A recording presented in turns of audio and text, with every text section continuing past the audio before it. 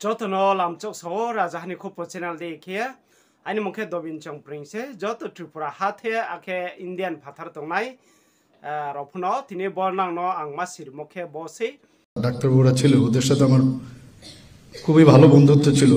তখন তো ত্রিপুরাতে ভেটেরিনারি কলেজও ছিল না, এখান থেকে নমিনেশন নিয়ে যেতে হতো সেই দত্তপাড়া মোশপাইক ওয়েস্ট বেঙ্গলে সেই কলেজে, ভেটেরিনারি কলেজে যেতাম। এক দুদিন ওদের হোস্টেলেও ছিলাম এবং বেশ ভালো করে আমার আইডিয়া আছে ভেটেরিনারি ডাক্তার বৃন্দরা এবং তাদের সাথে যুক্ত যারা ভেটেরিনারি যারা কর্মচারীরা আছেন কি কি কাজ করেন।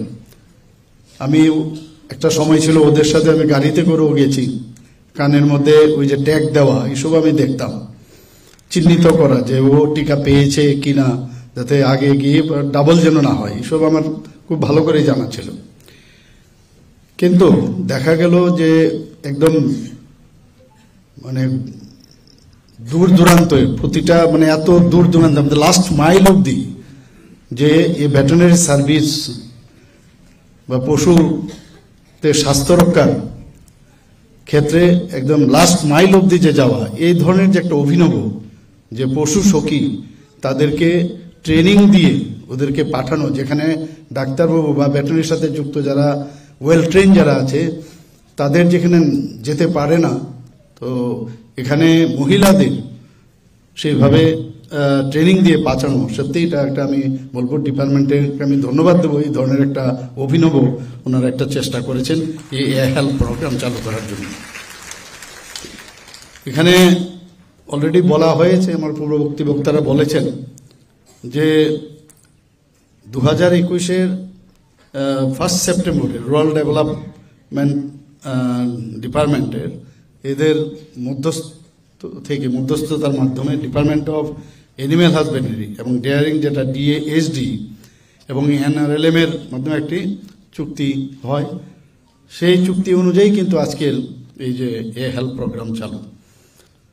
তো এদেরকে অ্যাক্রেডিটেড করা, বিভিন্ন আমাদের যে সেলফ হেল্প গ্রুপ আছে সেখান থেকে কিন্তু ওনাদেরকে বাছা হয়েছে এবং যে কারণে আমাদের TRLM এর মধ্যে যুক্ত হয়েছে। এবং আমি আশা করছি যে ত্রিপুরাতে এই মডেল যেহেতু চালু হয়েছে, ত্রিপুরা আজকাল অনেক যে বিষয় ত্রিপুরাতে শুরু হয় পরবর্তী সময় দেখা যায় অন্যান্য প্রদেশে সেটা হচ্ছে। আমি আশা করি এই যে এই প্রোগ্রাম হেলথ চালু হয়েছে, accredited agent for health and extension of life যেন এখানে কম না থাকে, এর জন্য আমরা বিভিন্ন পদক্ষেপও নিয়েছি। তাছাড়া 16টি প্রাণী হাসপাতাল আছে, ভেটেরিনারি হসপিটালও আছে, 64 ডিসপেন্সারি আছে, সাব সেন্টার আছে প্রায় 463। সেখানে ওনারা তো এই কাজগুলো করেনি, প্রাণী সম্পদকে বাঁচিয়ে রাখার যেসব যা যা দরকার সব করেন। তাছাড়াও অন্যান্য যেসব প্রকল্প আমাদের কেন্দ্রীয় সরকার রাজ্য সরকারের সেইগুলোও কিন্তু ওনারা করে থাকেন। আমাদের এই যে হেলথ প্রতিনিধি যারা হয়েছেন, আমি আশা করি একটা সুসংগঠিত একটা মানে টিম আমাদের এই ডিপার্টমেন্টের হবে। আগামী দিন ওনাদেরকে যে 16 দিনের কথা বলেছেন, একটা ট্রেনিং দেওয়ার ব্যবস্থা, পরবর্তী সময়ে ওনাদের DA ইত্যাদির কথাও বলেছেন, মানে ওনাদেরকেও দেখে রাখবেন, পাশাপাশি ওনারাও যেন লাস্ট মাইল যেটা বলে একদম প্রতিটা ঘরে গিয়ে আপনারা যে সার্ভিস যে ট্রেনিংটা আপনারা নিয়েছেন সেটা আপনারা নিশ্চয়ই করবেন। সেন্ট্রাল লেভেলও যেটা আমার কাছে ডাটা আছে, department of animal husbandry and daring, অর্থাৎ পাশাপাশি সাথে NRLM এবং ডিপার্টমেন্ট অফ RD নিয়ে একটা জয়েন্ট ইমপ্লিমেন্টিং সিনার্জি কমিটি গঠিত হয়েছে। কাজেই মনিটর করার জন্য কোথার থেকে শুরু হয়েছে আস্তে আস্তে করে আজকে আমাদের গ্রামীণ একদম লাস্ট যে প্রান্তিক জায়গার মধ্যে এই যে হেল্প করা, হেল্প আবার হেল্প দুটো আলাদা। আমি প্রথমে যখন এটা হেল্প শুনছিলাম আমি বললাম সাহায্য করা, কিন্তু হেল্পের আসলে এখানে যা দেখলাম accredited agent for health and extension of life stock. প্রথমে হেল্প শুনলে যে কোনো মানুষ ভাবে বোধহয় সাহায্যের জন্য বোধহয় এটা হেল্প করা, কিন্তু দুটোই আমি বলবো যে সমার্থক শব্দ আমি বলবো। তো আপনারা হেল্পও করছেন, আবার অ্যাক্রেডিটেড হেল্পও হয়েছেন আপনারা, এবং আপনাদের ভূমিকা কিন্তু বিরাট। আমি যতটুকু এতক্ষণ ধরে আলোচনার মাধ্যমে আমি যেটা বুঝলাম, এখানে গ্রাম পঞ্চায়েত হোক, বিসি হোক, সাব সেন্টারই হোক, ডিসপেন্সারি হোক, সেখানে যারা চিকিৎসকরা তো আছেনই, কৃত্রিম প্রজনন, তাছাড়া রুটিন যে স্বাস্থ্য পরীক্ষা, তাদের প্রতিপালন, সেই বিষয়ে কিন্তু আপনাদের কিছু ট্রেনিং দেওয়া হবে। এবং যেটা আমি বলার চেষ্টা করেছিলাম যে প্রত্যন্ত এলাকায় গিয়ে ডাক্তারবাবুদের মনিটরিংয়ে আপনাদের এই কাজটা করতে হবে।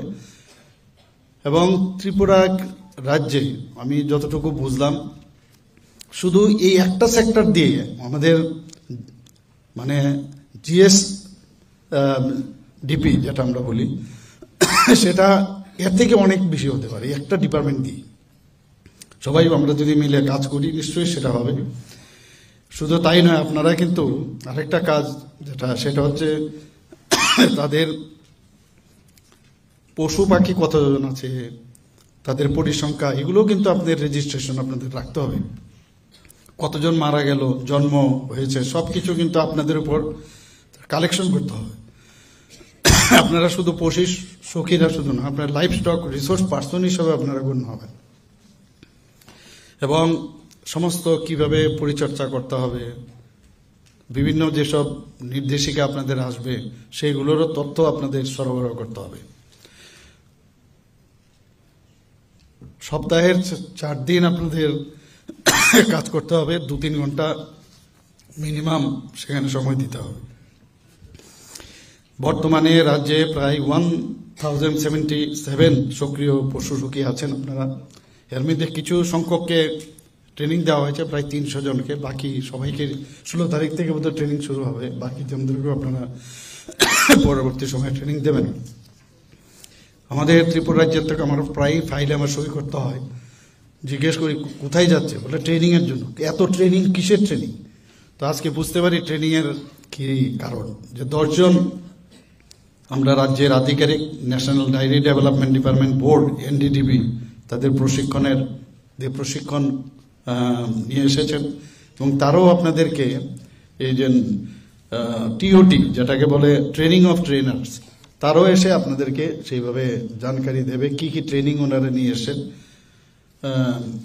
তাছাড়া আপনারা কিন্তু মাঝখানে সংযোগকারী হিসাবেও কিন্তু আপনারা কাজ করবেন। ভেটেরিনারি ডাক্তারবাবুরা এবং যারা ওখানকার স্বাস্থ্যকর্মীরা আছেন, এবং যারা আপনার যাদের কাছে আপনারা এই